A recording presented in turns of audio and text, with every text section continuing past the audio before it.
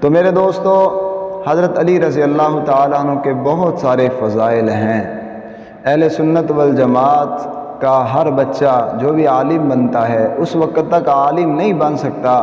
جب تک فضائل علی کو پڑھ نہ لے، کیونکہ جتنے بھی معتبر ہماری کتابیں ہیں اہل سنت والجماعت کی، بڑی بڑی احادیث مبارکہ کی کتب ہیں، ان کے اندر حضرت علی رضی اللہ تعالیٰ عنہ کے بہت سے فضائل لکھے جا چکے ہیں۔ جب تک اہل سنت والجماعت کا بچہ اس کو پڑھ نہ لے اس وقت تک وہ عالم نہیں کہلا سکتا۔ السلام علیکم ورحمۃ اللہ وبرکاتہ۔ آپ دیکھ رہے ہیں اسلام اور زندگی یوٹیوب چینل۔ میرے دوستو، اگر آپ میرے چینل پر نئے ہیں تو آپ سے گزارش ہے کہ آپ میرے چینل کو سبسکرائب کر دیں تاکہ ہر آنے والی نئی ویڈیو آپ تک پہنچتی رہے۔ آج کا جو موضوع ہے وہ حضرت علی رضی اللہ تعالی عنہ کی شہادت ہے۔ رمضان المبارک کا مقدس مہینہ چل رہا ہے، اس میں جہاں دوسرے واقعات رونما ہوئے، ان میں 21 رمضان المبارک کو حضرت علی شیر خدا رضی اللہ تعالی عنہ کی شہادت ہے۔ میرے دوستو، حضرت علی رضی اللہ تعالی عنہ نبی علیہ الصلاۃ والسلام کے بڑے ہی پیارے صحابی ہیں، اور اللہ تعالیٰ نے کچھ خصوصیات حضرت علی رضی اللہ تعالیٰ عنہ کو ایسی عطا فرمائی جو دوسروں کے اندر نہیں ہے۔ میرے دوستو، جب نبی علیہ الصلاۃ والسلام نے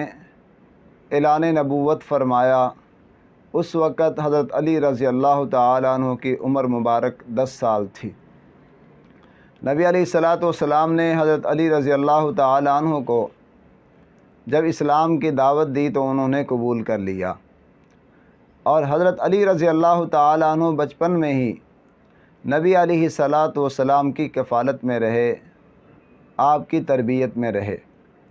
تو میرے دوستو، اگر یہ کہا جائے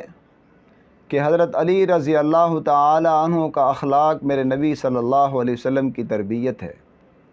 حضرت علی رضی اللہ تعالیٰ عنہ کی نماز پڑھنا میرے نبی کی تربیت ہے،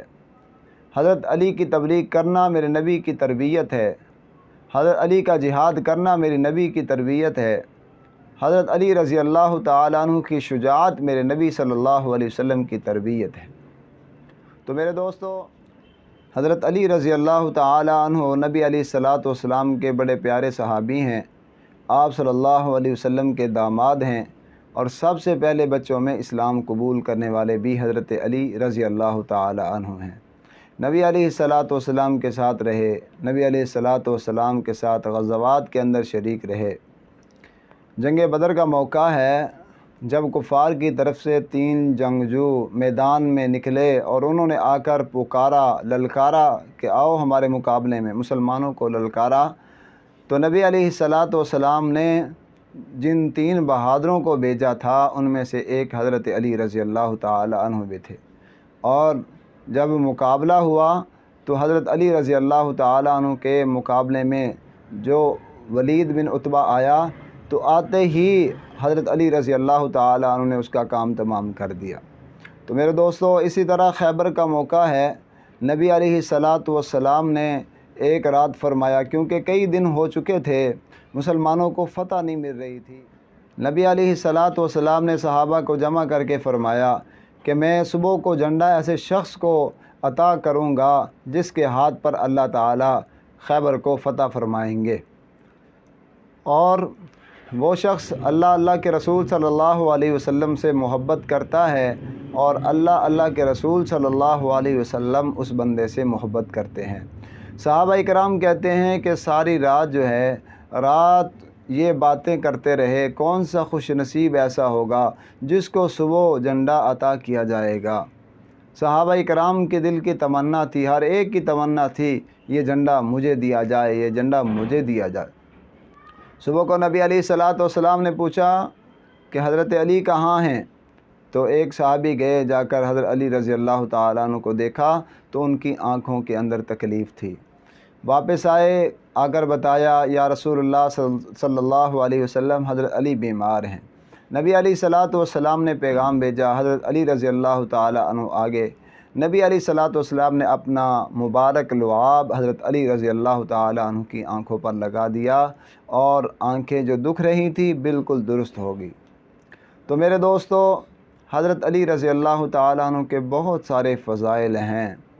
اہل سنت والجماعت کا ہر بچہ جو بھی عالم بنتا ہے اس وقت تک عالم نہیں بن سکتا جب تک فضائل علی کو پڑھ نہ لے، کیونکہ جتنے بھی معتبر ہماری کتابیں ہیں اہل سنت والجماعت کی، بڑی بڑی احادیث مبارکہ کی کتب ہیں، ان کے اندر حضرت علی رضی اللہ تعالیٰ عنہ کے بہت سے فضائل لکھے جا چکے ہیں۔ جب تک اہل سنت والجماعت کا بچہ اس کو پڑھ نہ لے اس وقت تک وہ عالم نہیں کہلا سکتا۔ تو میرے دوستو،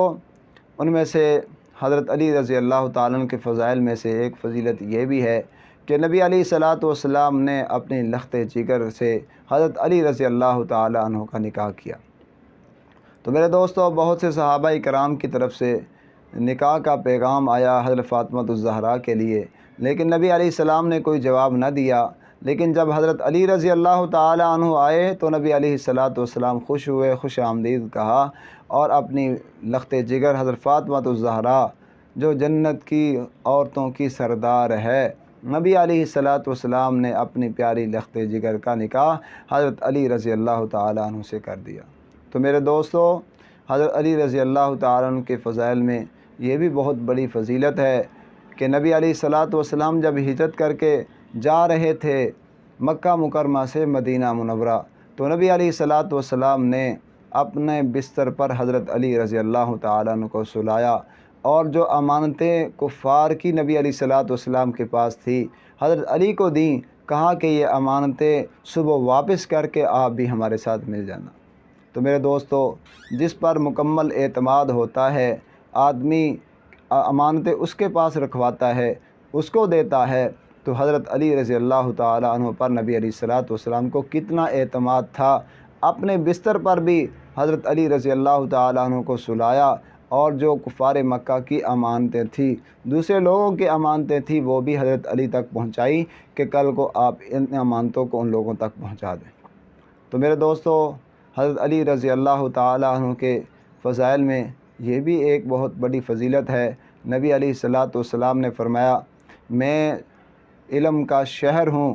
اور وہ علی بابوہا، علی اس شہر کا دروازہ ہے۔ یعنی جو نبی علیہ السلام تک پہنچنا چاہتا ہے وہ بغیر حضرت علی رضی اللہ تعالیٰ کے نہیں پہنچ سکتا۔ جس کے دل میں حضور صلی اللہ علیہ وسلم کی محبت ہوگی اس کے دل میں حضرت علی کی محبت ہوگی، اور جس کے دل میں حضرت علی کی محبت نہیں ہوگی اس کے دل میں رسول اللہ صلی اللہ علیہ وسلم کی۔ میرے دوستو، 21 رمضان المبارک کو حضرت علی رضی اللہ تعالیٰ عنہ کی شہادت ہے۔ جب حضرت علی رضی اللہ تعالیٰ عنہ مسجد میں نماز فجر کے لیے آ رہے تھے، حضرت علی رضی اللہ تعالیٰ عنہ کی عادت شریفہ تھی کہ آپ آتے ہوئے لوگوں کو جگاتے تھے۔ جب مسجد کے دروازے پر پہنچے ہیں، وہاں ایک اشعث نامی بدبخت چھپا ہوا تھا تلوار لے کر، اور ایک عبد الرحمن ابن ملجم بدبخت چھپا ہوا تھا تلوار لے کر۔ اشعث نے پہلے وار کیا لیکن اس کا وار جو ہے خالی نکل گیا، لیکن جو دوسرا بدبخت تھا عبد الرحمن ابن ملجم، اس نے وار کیا۔ حضرت علی رضی اللہ تعالیٰ عنہ کی پیشانی پر تلوار لگی جس سے آپ زخمی ہو گئے، اور اس بدبخت نے پھر تلوار کو گھمانا شروع کر دیا، گھما رہا ہے تاکہ مجھے کوئی گرفتار نہ کر لے۔ ایک صحابی نے بڑا سارا کپڑا کمبل جو اس کے اوپر پھینک دیا اور اس کو گرفتار کیا گیا۔ بعد میں حضرت علی رضی اللہ تعالیٰ عنہ کے دربار میں پیش کیا گیا، تو حضرت علی رضی اللہ تعالیٰ عنہ نے اپنے بیٹے کو اور دوسرے صحابہ کرام کو یہ وصیت کی، فرمایا کہ جس طرح اس نے ایک ضرب ماری ہے، اگر میں دنیا سے چلا جاؤں ایسی ہی ایک ضرب اس کو مار دینا اور اس کو اگلے جہان میں بیچ دینا، پھر میں اپنا مقدمہ اللہ تعالیٰ کے سامنے رکھوں گا اور پھر میں اس سے پوچھوں۔ دیکھو حضرت علی رضی اللہ تعالیٰ عنہ نے جو نبی علیہ السلام سے تربیت حاصل کی تھی، حضور صلی اللہ علیہ وسلم نے اپنے جانی دشمنوں کو معاف کیا۔ حضرت علی رضی اللہ تعالیٰ عنہ نے بھی کیا فرمایا کہ جب میں دنیا سے چلا جاؤں اب تم قصاص کے حقدار ہو، چاہو تو قصاص لے لینا، چاہو تو معاف کرنا، لیکن اگر تم قصاص لوگے تو اسی طرح جس طرح اس نے ایک ضرب ماری ہے اور اسی طرح تم نے ایک ضرب مارنی ہے، تم نے اس کے ناک کان نہیں کاٹنے، کیونکہ نبی علیہ الصلاۃ والسلام نے اس سے منع فرمایا۔ تو میرے دوستو، حضرت علی رضی اللہ تعالی عنہ کی شہادت 21 رمضان المبارک کو ہے۔